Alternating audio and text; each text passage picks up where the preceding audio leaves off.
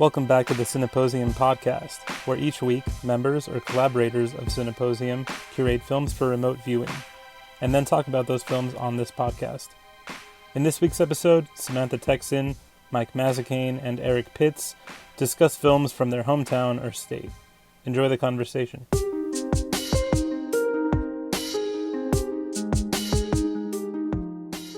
So for this week's episode of Cineposium, we're talking about movies from our hometown and or state. And this week, I Michael Mazzacane, am joined with Samantha Tecson and Erik Pitz. All right, in 1978, clearly the greatest of B-movie films came out. Attack of the Killer Tomatoes, made by three at UC Davis students in their film school, came back down to their hometown of San Diego to make a film mocking other B films. But it was mistaken as a actual B movie itself, that it got very, very, very poor reviews. But it was so bad it's funny, or is it purposely just bad? So it went into infamy and became a cult film. It is directed by John DeBello. At least I believe it's the first film, has an appearance pre this man becoming famous of George Clooney, or it's in one of the sequels.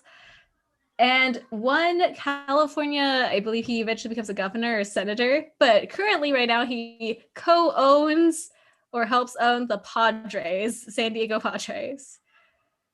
And to set the scene, they mock Alfred Hitchcock's The Birds in the beginning, as San Diego gets attacked by, yes, killer tomatoes.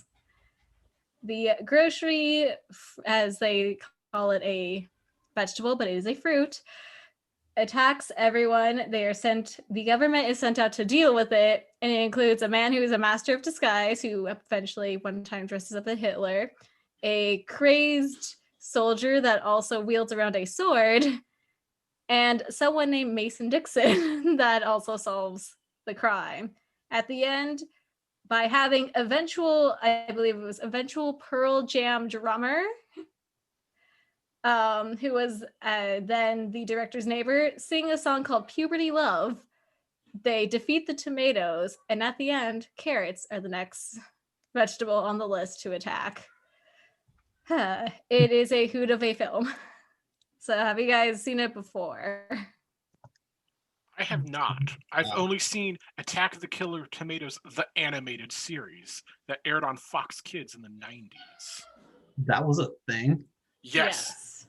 It's a much like the RoboCop animated series, it makes some choices that are different from the Mothership franchise. Yeah, like there's a bit about Salt turning a tomato into a girl. They made choices. Okay, I'm assuming it was maybe a little more kid-friendly. Or no? From the looks of it, it looked kid-friendly, but that seemed to be of a certain era. Of course, the movie in 78, so like crazed things made. Inherently, the film doesn't feel that like weird, like not kid-friendly either, except for the fact when in New Goggles, the part where there's a guy, their master of disguise is a black dude that they have dressed as Hitler and all the other things, and then he just sits with the tomatoes at some point, which according to them were paper mache and real tomatoes all at once for different scenes. They had real tomatoes that they rolled through, and they had big paper mache tomatoes the size of people. He just sits with them, and he's like in the worst outfit possible and just going like, yeah, the entire way. Interesting. I forgot to mention I chose because I'm from San Diego. I'm a local San Diegan. According to, they were going to do a sequel and or like remake in 2019, and apparently it still could be happening. And they said this was a San Diego movie made for San Diegans somehow. And to put you in the time period of this, San Diego now is looks like a normal city, bustling. Back in the 70s, the entire county was very more agricultural based, so it looks like farm country a little bit, and back then they were able to rent out the whole entire stadium, which I believe it would have been the Charger Stadium back then, which is now, or Qualcomm Stadium, which is now gone. As of this year, was just demolished. So interesting that they all went there, and they stormed UCSD parking lots, and then they stole outfits. They stole lab coats from UCSD as well. Oh my. To film some scenes. So it's a very interesting San Diego movie, especially if later on you've been to San Diego and you're like, why is this San Diego? I can't tell. And again, the plot's pretty wild and all over the place. And it's partially a musical that I forgot to mention that. For no reason, there's like 3 or 4 musical numbers. World. So as a San Diegan, does this film have like a specific tie to like San Diego culture? Like, is it something that kind of everyone has seen from who's from the area, or like is it kind of like a cult classic for the people living in this area specifically? Hilariously, I didn't hear about it till my mom, who's from Canada, had spoken about, because she just heard about it in terms of it's a cheesy film. And I think that's probably how most of us have heard of it, as it's like a bad film or it's a cheesy film. Mm-hmm. So I never knew until I looked it up. It was a San Diegan film, like for this cast, because I was going to do Bring It On, which was filmed at my alma mater of San Diego State. Mm-hmm. But the fact that this was this film, and this film I've heard infamously about in terms of it's so bad it's good, or now looking at it, it was purposely bad, and we can talk about that in a bit. But the fact that I didn't think it was associated with San Diego, and I don't know how many people did. Mm-hmm. I think maybe for as many film majors we do have here, but that was just not common information. Also, San Diego, we're not really big sometimes on telling when we have things filmed here. I don't know why. I'm very surprised we don't, because even Veronica Mars, that entire show was also filmed in different parts as well. But we'll hang on to certain people like Junior Seau, rest in peace, for being, eventually going to like the Super Bowl and such. Not winning, but, eventually making it there. So I'm very surprised we'd ever go like, yeah, Attack of the Killer Tomatoes with happiness, but it could be because of its clout as well. Mm-hmm. So I just never knew it was attached, but they apparently did on my investigation, they did a San Diego News treatment on it, and we're like, yeah, they're gonna have a sequel. This was made by people, but I never associated nor knew about it. And in the film, until I saw things that said National City and stuff, I would have not known it was filmed in San Diego either. Huh. And I'd say I kind of have a question for you guys. Would you, if you had not known it was, in terms of its description, if you had not known it was actually not a purpose, like it was a mock film, would you have known that? Or were you guys thinking it was, as people said, it was just so bad, especially because it was made in the 70s, and that was around the same time as like the other films, like the Attack of the 100-Foot Woman, that these were meant to be mocking it? Or did you guys think it was legitimate? Like, are these just bad? Is this The Room? My reference doesn't make sense, because I thought of Little Shop of Horrors at first, but that's like the film specifically, but that's 86. And so that came well after this, but like the idea of killer plants just screams Little Shop to me. And, there's a bit of class consciousness in Attack of the Killer Tomatoes to a degree. It's like to me, I was thinking, oh, it's Little Shop, and it's that kind of artifice as critique, but also, I don't know, do we really want to get into like Susan Sontag's thoughts on camp with this? Is this the proper object to apply that to? You know what? Bring it up. Let's see. Let's see. Like, I mean, just from my own knowledge of the film beforehand, it's like definitely one of those that looking at the poster, I'm assuming like kind of schlocky B movie, maybe campy, but so bad it's good kind of thing. But it's just camp now. I think like it's not a bad movie, I don't think, but at the same time it's like just a wild ride, and you're there to have a good time with it. I have to be honest, watching, I didn't know what was happening at some points. And I was like, but do I need to? Because it's just funny. Exactly. At some point. Exactly. Yeah, because it's like I got what's the airport airplane parody? It's airplane parodies airport, right? Airplane. Yeah. Yeah, like I have no frame of reference for Airplane the movie as this parody of those earlier films, and so like the humor doesn't make sense to me. But like with watching Attack of the Killers, I was like, okay, there is a logic to it that I just don't have the code to decipher. Yeah. Yeah, there's looking through like the quick list of interesting things that apparently happened in the film, because they did a lot of their own stunts, because they had used around $100,000 to make this entire film. And I was right, so they were from UC Davis, and then they drove back down because they the three main people who were making it, they are all like, they grew up in San Diego, so like, let's just make it here. But just the fact there was a helicopter crash that wasn't planned, which totaled around $60,000. Then they had one of the actors had almost died in the car crash scene, which was unique. And again, the kind of funny parts is, one of them eventually becomes like in real life is now in the government of California, or was for a bit. And then of course, Pearl Jam's future like drummer is in this film, and in later versions, George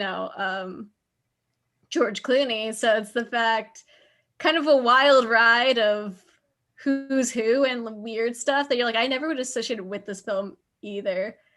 So very specifically, then 14-year-old, so DeBella, who is the director, recorded his then 14-year-old neighbor, Matt Cameron, to sing Puberty Love.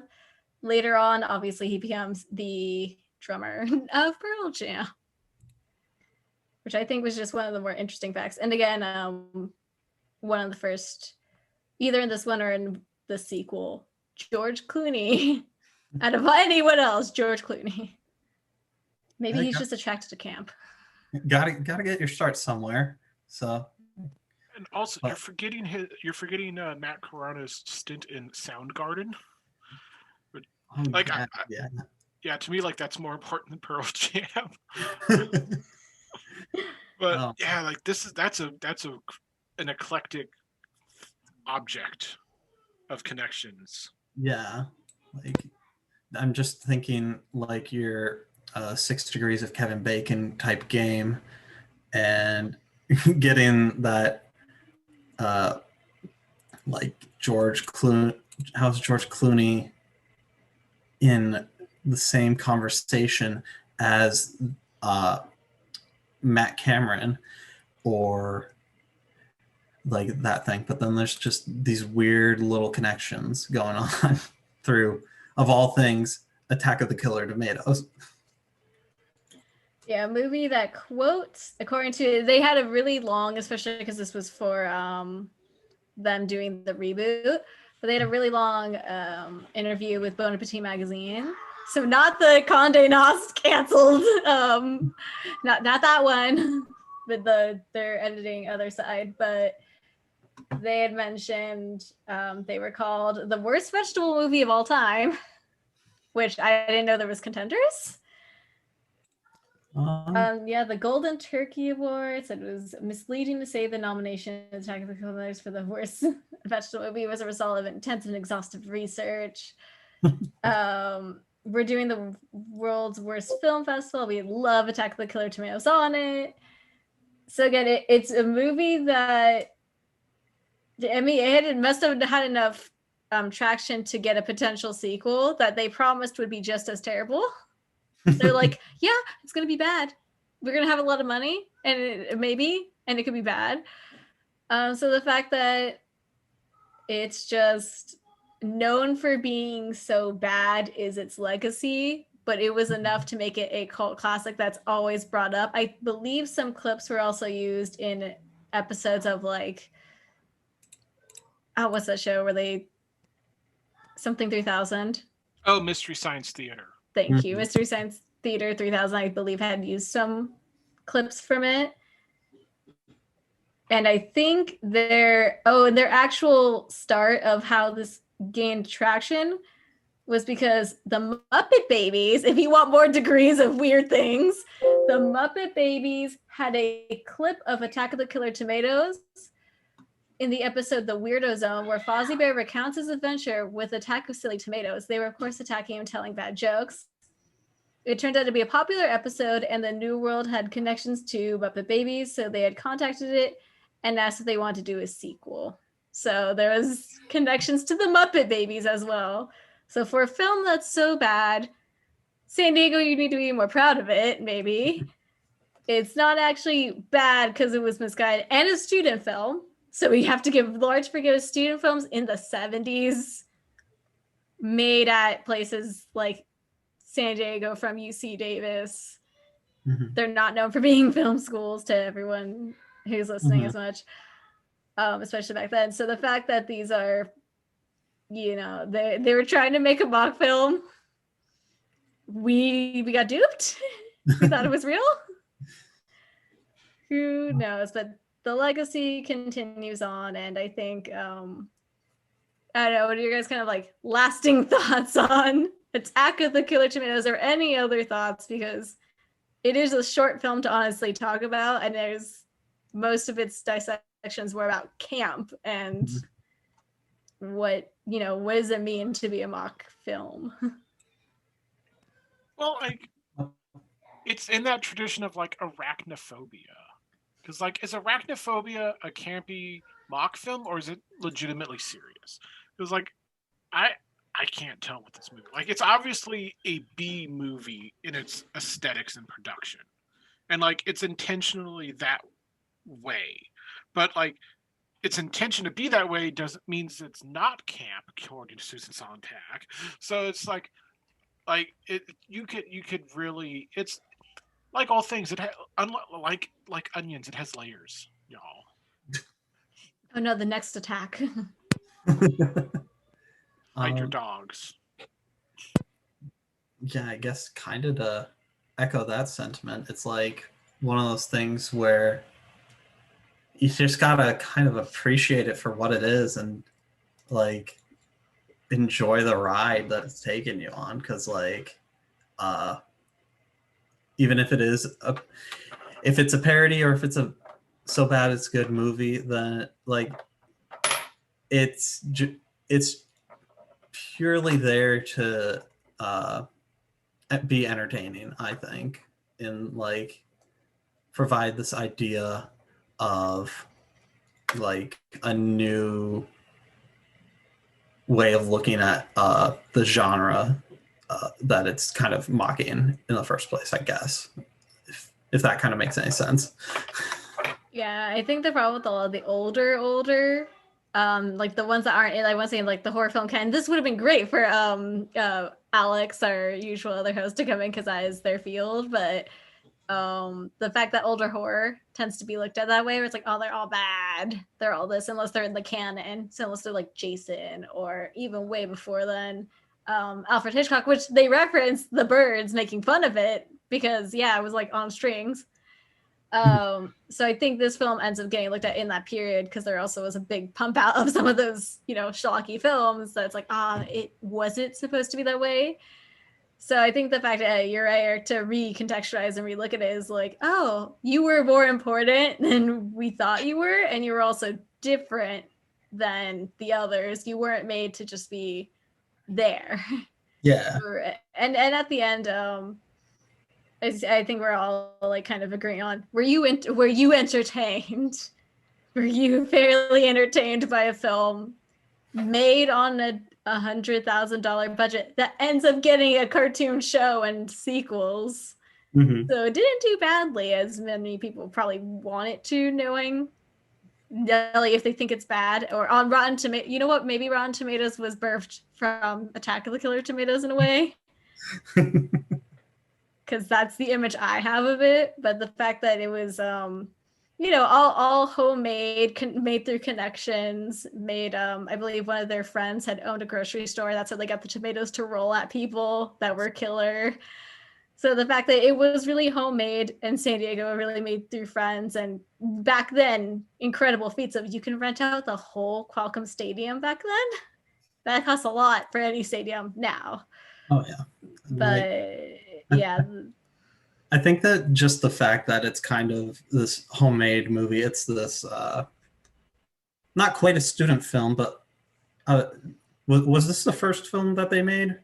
This was a student film. They legitimately had made it for their. Okay, it was actually a student film. I think there's a certain charm with that because, like, with student films, you're able to do a lot more experimenting than like mainstream Hollywood budgets, or even like more independent studios. You know, like because with student films, there's not necessarily the incentive to turn a huge profit. It's, you know, to do stuff.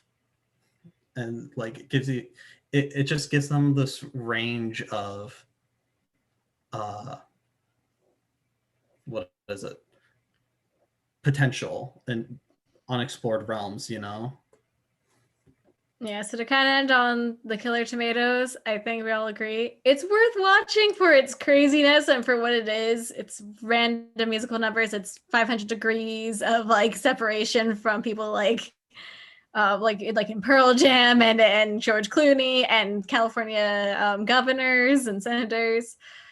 And it's fairly easy to get a hold of, out of all honesty, like a cheap rent, or if you have Amazon Prime, it's free. For the most part, go ahead and watch it. It is for San Diego in terms of its old 70s San Diego. It's wholesome if you think about it in terms of it's a student film made in the 70s with so many connections. So take a look at it. Worth a watch, despite many flaws in it.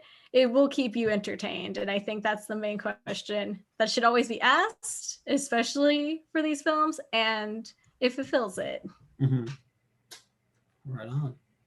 My movie is also set in Southern California and features a San Diegan, Tom DeLonge, of the band Blink-182. Are any of you guys fans of Blink-182? Like, I'm not a musical person. Like, I am like nu metal from like 99 to like 2004 a little bit. And then I just kind of stopped caring about music. Mm. And so like, other than like pop hits that show up in movies, I don't know music. Mm-hmm. Like, I've heard of the Blink-182 people. I listen to some of like they're All the Small Things song. I know that song, but their other music, like I listen to it. I don't like it that much. I don't think it's very good. Like, yeah, I'm very much in the Blink-182 camp of that era. So, yeah, very much a fan of their music. Have you seen the Urethra Chronicles, Part 1 and Part 2, Harder, Faster, Longer? I have never heard of this film before you had mentioned it. So, care to elaborate a little? Well, like, okay, I chose this because my local mall, the Riverside Galleria at Tyler, appears in the first film. And it's just, it isn't like this movie came out in 1999. It's strange. I don't feel nostalgic for this era, mm-hmm. but it is very much like in my mode of like, oh, this is like that very close to when the time before pre 9/11 happened, and also like just the aesthetic of like they're using consumer grade handheld digital cameras to record their videos. There's a rawness to how the lighting is captured by that camera. The documentary itself is really, it's more like 3 20-minute-ish like interview period pieces highlighting members of the band, Tom DeLonge, Travis Barker, and Mark Hoppus. And like, I recognize Travis Barker because I'm pretty sure he did like some skateboarding or something. They all look like the skateboardery people, because like I am of Riverside and from Southern California, so like that sort of skate culture, early aughts. Like, there's so many like frosted spiked tips Then I was like, oh yeah, that was a hairstyle. I had that hairstyle back in the day when I was like, I'm gonna be a skater, even though like I am 6'3" and over 200 pounds, and just I don't have the body for it. And so just but the documentary itself, it's very you know what? Oh, who did Berkeley? It's Berkeley, not Frederick Jameson documentary at Berkeley. It was Frederick Wiseman. Like, are y'all fans of Frederick Wiseman's documentaries? He did like at Berkeley, one on the his famous one is high school. Then also he did like in the Jackson Heights, but there's another one he did about the New York Public Library. Wait, isn't he the director that like sorry, is he the director that leaves his camera just on and like everyone just kind of walks past it? Yes, it's all very fly on the wall, kind of like for the Berkeley one, it's really kind of like he's just recording meetings in a way that I'm just kind of like, the school let you just record these meetings? That's kind of surprising. But like it's the way this video is, this documentary is structured, it's very fly on the wall Weissman-esque, but it's like fly on the wall Weissman-esque sort of just kind of capturing everything, but shot through with this like early digital editing skater video kind of punk vibe. Because like a lot of this film features footage from like the first film features footage from like 96 to 99, and it's just a lot of them doing really like stunts from Jackass. Like the opening of the movie opens on a to me a quintessential site of California after a wildfire has gone through. I make the joke so I don't cry, but and then like it devolves into them being just like, then one of them comes running through streaking as if he were a wild animal. Like it's very jocular teenage humor. There's lots of like masturbation jokes and stuff that I just like I don't get. Like I remember that being like part of the culture at the time, but also I'm just kind of like, these guys are all kind of just dumbasses. Yeah. I'm not a fan. Like maybe if it's like I was like into them at the time, it would be something more interesting. I'd be like, haha. Otherwise, it's like, I don't know. I don't think you guys' music is that good, except for like the one song. Because like they also did a cover of "Dancing with Yourself," which is more punk, and like them doing a straight punk song makes more sense to me because they can't do their pop punk bullshit. Where there's like, just I like early 99 to 2004, like that kind of alt rock new metal era. That's what I like grew up on, and I have my thoughts.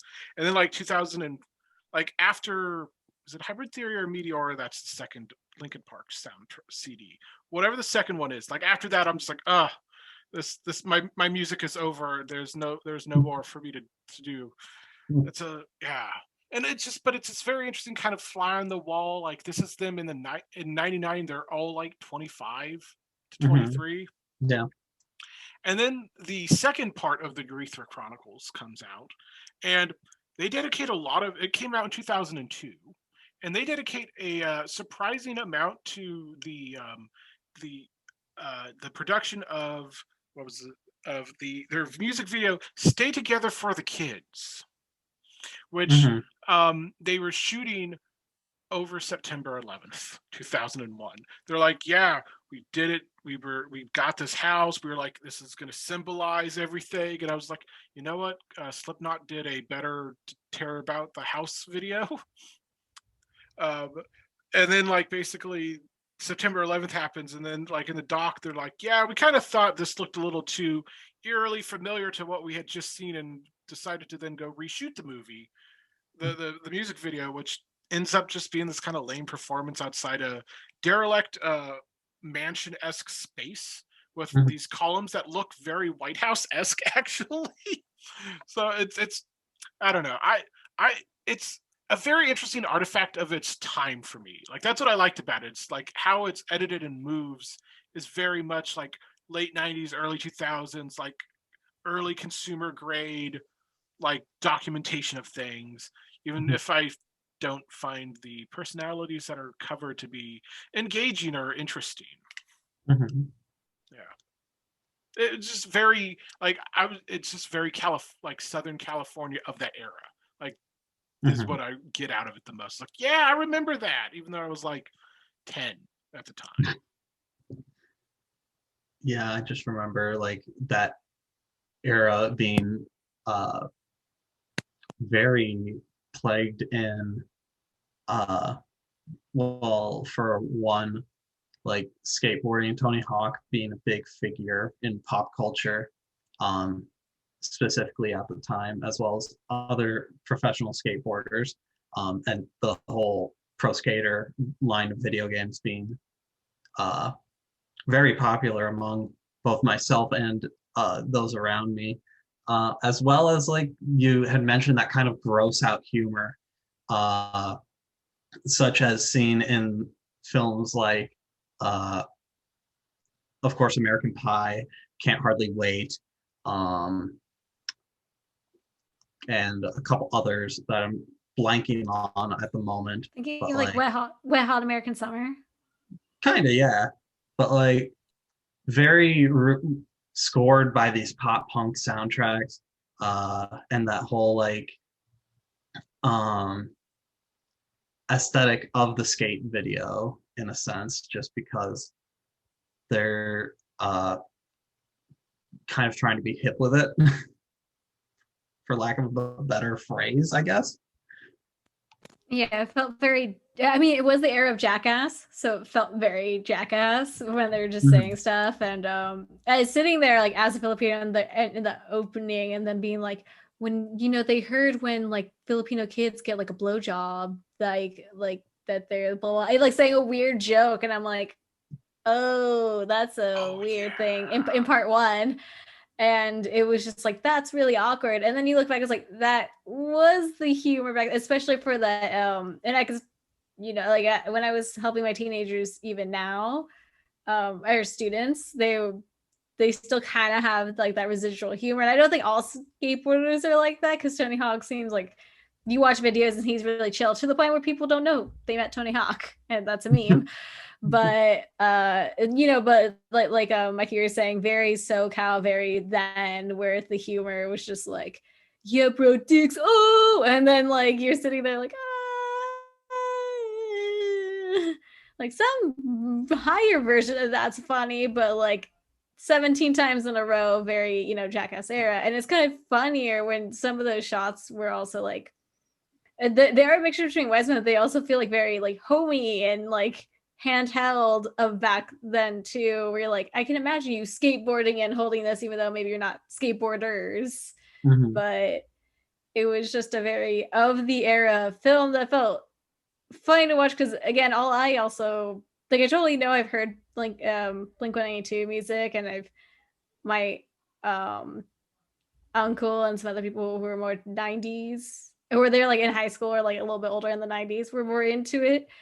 But I'm like, oh yeah, like I've totally heard you, but haven't put two and two together some days. Like, oh, that would be that would be your music, but I never would associate them being like that,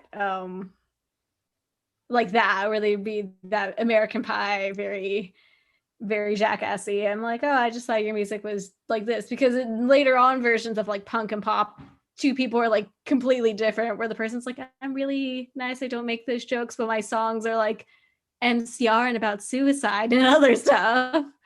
Like the personalities are really different. Paramore later on would be like, I'm like very nice, I don't really do these things, and their songs are about like, man, I'm so glad this guy left you.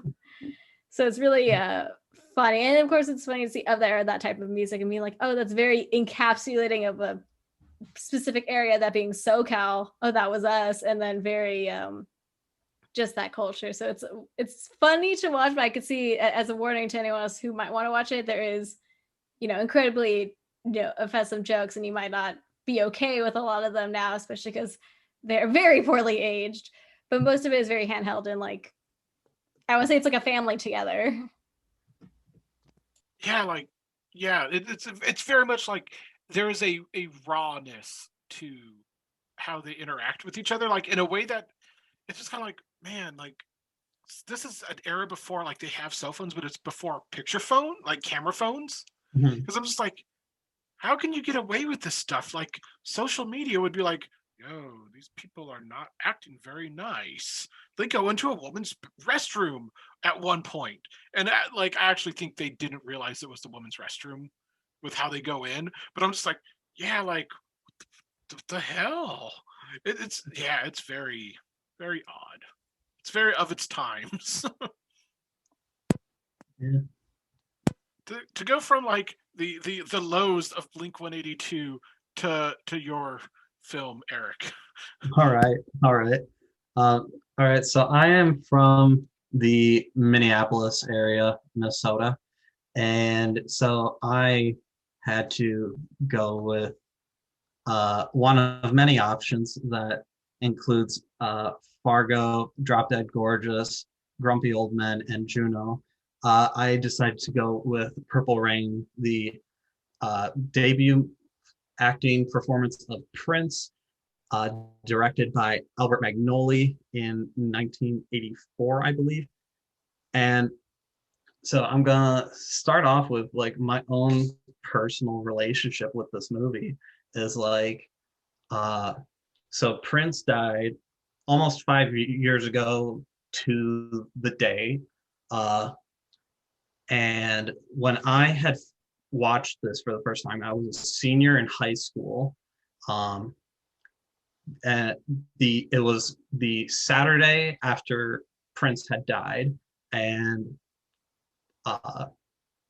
so my particular suburb of Minneapolis is the same suburb that he lived in, and so he had died about a mile and a half from my house, a mile and a half from my high school, and so it was a very surreal moment, just because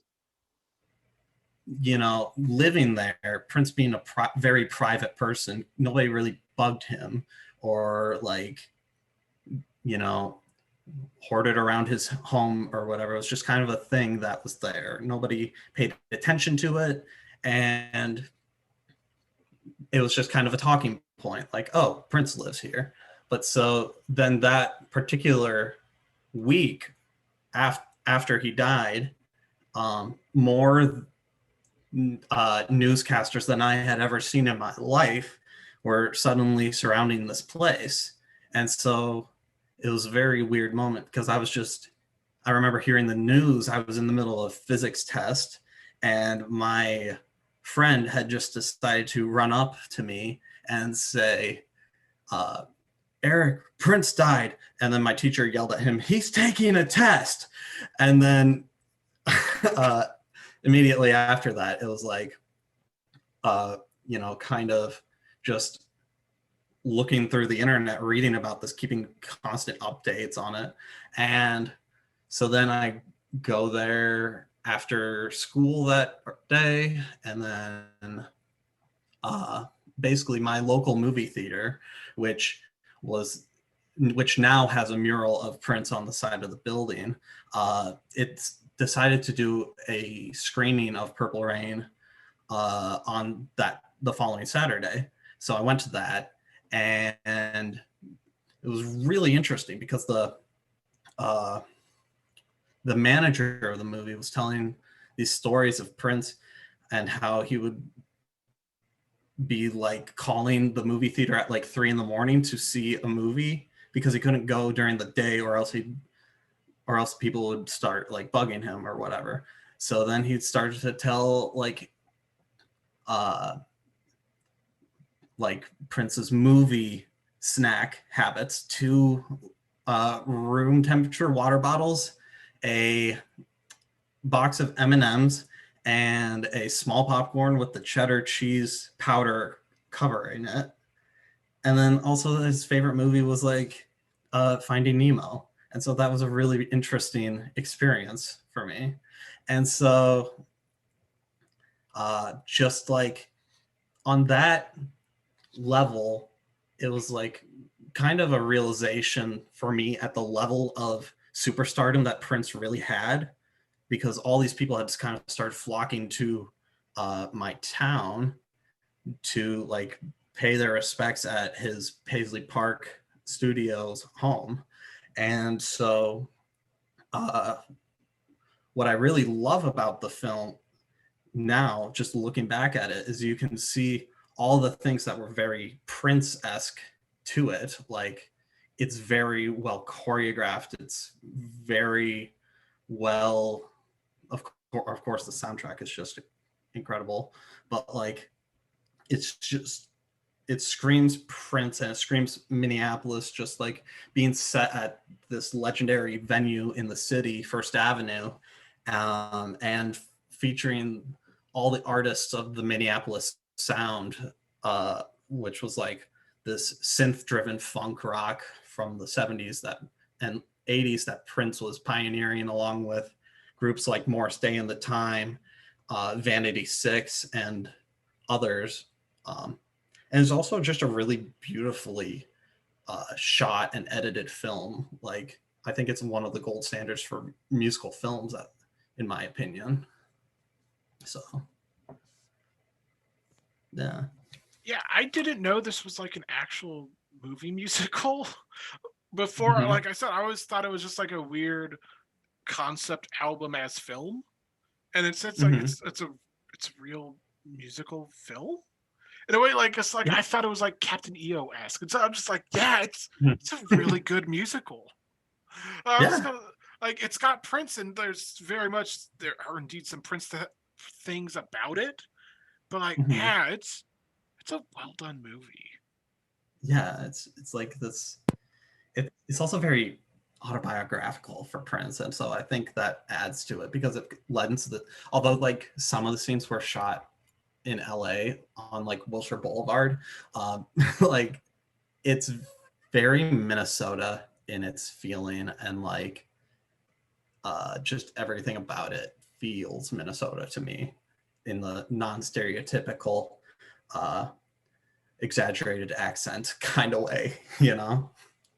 What? You don't want Prince to go Minnesota or something, as we think you guys speak? Oh yeah, you betcha. It's okay. They all think we speak like this all the time. I don't even think I can do the worst of it. Yeah, the film is so well shot. I keep on forgetting it's a legitimate film because when you, of course, you look at Purple Rain, you get the music video and you get the song. And so sometimes the movie doesn't appear, it's last. But I also saw that now if you put in Purple Rain, the documentary post him, dying, Purple Rain, the other Rain, the REIGN one appears as well. So just to think that, it's a good film. It just might be something people don't remember now that we're a little bit like farther out from the peak of his career and post disaster. So some people might be like, oh yeah, I haven't seen it or didn't know about it. It's like, well, it kind of does get a little buried in terms of that. But in terms of someone who's a singer first and then doing acting and other stuff, it's really good, because you wouldn't think that for some people other ones haven't been successful nowadays. But someone like Prince, who is already very theatrical, it feels very Prince, where he's very theatrical, he's very of the moment, very homely all at once, that this is very much his film. And it's so good. Whenever I think about this, and I didn't get just to fully finish it, but when I think of the Dave Chappelle sketch as well. So when she was like going into the water, I'm like, oh yeah. Dave Chappelle sketch. Well, whenever anybody goes to Lake Minnetonka, it's like a classic thing for a lot of Minnesotans to just say, oh, I'm going to purify myself in the waters of Lake Minnetonka right now, just to take a regular swim or whatever. And it's just one of those things where like it's really indicative of Prince as like a Minnesota icon for like a lot of reasons, aside from his music directly, but like just being like this successful Black gender non-conforming individual, and like kind of being this pioneer for a lot of things that were going on in the 80s, and like this film being one of the things that propels that to superstardom and being like accepted in the mainstream, you know. It's just a wild ride. You got to think that a film like this made then, where it was like, as much as the 80s had their styling and stuff, is as much as they were homophobic, it was very gay all at once. Yeah, those short shorts and everything, they're like, wow. And yet they would throw around, homophobic slurs. Or something like, Prince's Purple Rain, to be very successful, then of course beyond Prince himself, but like to be very successful and to be welcomed in an era that would be, 80s and 90s is very that homophobic. It's very, like he says, like, it's pretty amazing. And the fact that he's able to retain himself, because also in terms of when people have to make their movies, they lose self, they lose some things. He could have been edited, he could have been played by a white dude. He could have been edited to have one of those biographical stories we see now, like those all the movies the last few years with the Oscars. It's like, we need a moment where he's gonna hit rock bottom and he's terrible, or like he's secretly a bad person that gets redeemed. But that's not it. That's not the film. The film it's a vehicle to, I think, get into the world of Prince in a in a very Prince way, a mythical level. Yeah, exactly. Versus it needs to be an actual autobiography, or it needs to be something where you feel pity for Prince, that's why you need to do it. Whereas like it's just Prince's being in essence rung into it, again, more than beyond a Dave Chappelle sketch about it. But like that itself also felt very Prince. So I think it's so respectful of it, maybe because he probably had a hand in, of course, making it, but I don't think he compromised much in creativity. And I think it just very much retains, like, this is who I am. I'm not going to do anything, and it's not going to be bad. It doesn't give anything bad to the people that he would appeal to as well. So I think it's just really, really good at what it does. And like I said, it didn't need to be those other, let's say, if in the terms of autobiography, it doesn't need to be those. It doesn't need the tragedy. It doesn't need the someone else playing them to have that has the likeness of them. It's like, no, it's just actually Prince. Yeah. And that's not to say that the movie isn't without its own tragedies in terms of the treatments of the family dynamics. But I think it really shows how music informed the life of Prince, and just like this form of not escapism, but like a way to manifest all the things that were going on in his life, So yeah, like I feel like what we all kind of get at when we chose this theme because it won the poll. Like we all chose movies that are like very much indicative of like how these are indicative of space and locality instead of like, oh, this is a good movie. It's like, no, like we're all like ended up coming with like, this is like a document of a place, even if it's like a mythical idea of it, or like the actual like documentary, or even a monster movie spoof. That we can't decide if it's sincere or parody.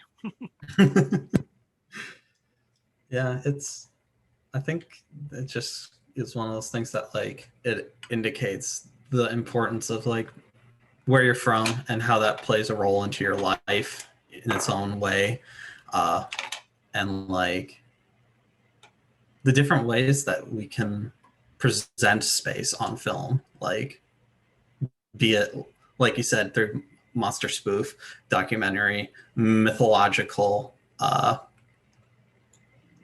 mythological musician that has defied us. Exactly. In its own way, like space, it's its own representation. So it always makes you feel good to see it. If you're like, I'm from here, oh, it's in the movie, it makes you have this bubbly feeling, even if it's really, really exact, such as I didn't cover Bring It On, but in Bring It On, they go through the halls. Like, I'd gone through his school and it was like, oh, I went through there. I didn't know it was filmed here. Mhm. And for some of these also being kind of, in a sense, I think all of ours are time period pieces, hilariously enough. None of them are modern, like modern. So, Eric, you're looking at Minnesota from the lens of, wow, it probably looks a little bit different, or what has changed since from here to there. Same thing with San Diego, the fact that, hearing that, well, we got to rent out the entire Qualcomm Stadium, and that thing is gone now, as if they literally just started destroying it. And my own memory is attached to the one or two Chargers games I've ever seen there. But in looking at San Diego then, was more agricultural, and my specific part of San Diego San Marcos was called like a cow town, and it was all farm, all agricultural, and it looks so different now. Like CSU Sam is pretty popular. San Diego itself is, known to be a sunny city, and there's people go to Comic-Con there. That would have not really been then in 1978, even though it has its origins then as well. But it's, a small, like literally was a small town. So seeing these in different time period spaces, and I, for years, like, I don't know how much had also changed between, 90, early 2000 something into now for those spaces of Riverside. But, it always makes you feel good, even if it's the worst piece in the time. It makes you feel a little bit like, hey, we were part of something a little significant, or part of a band. It's its own form of representation. Or also like, oh God, we had some cringy stuff here. So it's kind of cute, space and place as that concept. For Riverside, it was either the Urethra Chronicles or that classic Cannibal Women in the Avocado Jungle of Death, starring Bill Maher. It's a comedy. It's not like, I was like, sweet, a horror movie. No, it's a comedy. It's looked really bad. But like the fun trivia note about Riverside, we were nearly the place that Breaking Bad was going to be filmed in, because I think we're no longer this, but at the time, we were the meth capital of the country, west of the Mississippi. And so that's why we were going to be there. And then they didn't get tax credits, and and New Mexico gave them far better ones, and it became a Great Western. But like that's what Riverside is like known as to me, is like, yes, that in that else world where they filmed Breaking Bad. I think ones I remember for San Diego is we had some shots in Citizen Kane, actually, because our like old Pueblo buildings, and very specifically there's one building you cannot get into anymore because they haven't they need to fix preserving it. Balboa Park, JFK. I think that's also happened to you too, Mike, where one of the presidents had visited. Insert famous location here in our cities. There was also a Baywatch episode that took place in Coronado, in which someone was possessed by a ghost. And I think David Hasselhoff saves it. It wasn't the crossover with WCW. No, that's a different episode. That one's actually, I think, Venice Beach or something. But no, bar episode for Baywatch, someone gets possessed by a ghost. The ghost wants to kind of have sexy time through the person's body. And then at some point, I think David Hasselhoff saves them. And it was all filmed in our famous Coronado house that has also been used in other films. But I think Attack of the Killer Tomatoes, for by choice, I think it's just funnier to choose. And honestly, it's an actual entire movie rather than like an episode or a quick shot. But I'd suggest anyone look up Wild Things About Your Town, because it could be a quick shot. It could be an actual entire series that you could find your own little spatial representation, even time representation, and check it out, because it's a wild ride for some of us. That's it for our show this week. Thank you for listening and for your support. Please subscribe to the show on Anchor, Spotify, Apple Podcasts, YouTube, or wherever you listen to podcasts. You can follow us on Instagram at Cineposium and on Twitter at Cposium to keep up with our updates and to keep in communication with us. Until next week, take care, everyone.